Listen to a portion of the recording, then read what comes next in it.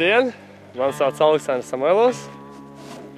Es piedalījos 2008. gada Olimpiskajās spēlēs Pekinā, pludmales volejbolu, pārstāvēju Latviju. Un šodien es jums pastāstīšu mazliet par pludmales volejbola elementiem.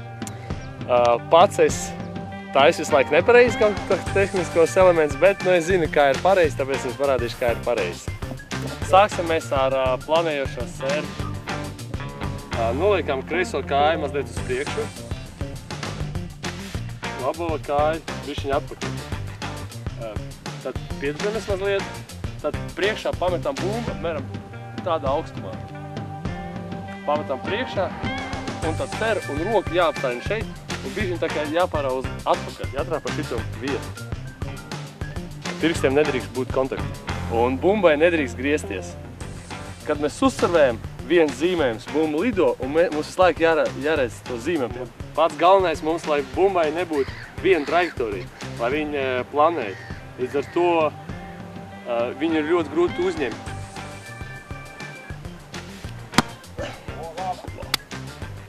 Eis ir.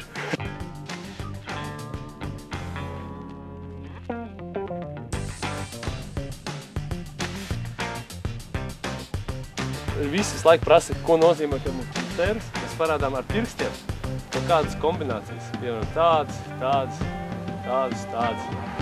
Ir divi spēlētāji, viens kreisajā pusē, otrs labajā pusē. Un tad, piemēram, es lieku bloku, Mārtiņš, mans pārnieks servē. Un tad es parādu. Tad tam spēlētājiem, kas stāv labajā pusē, es aiztaisīšu ar bloku līniju, bet tam spēlētājiem, kas spēlē no kreisās puses, es viņam aiztaisīšu diagonāli. Mani sauc Aleksandrs Samoilovs, rādiet klases!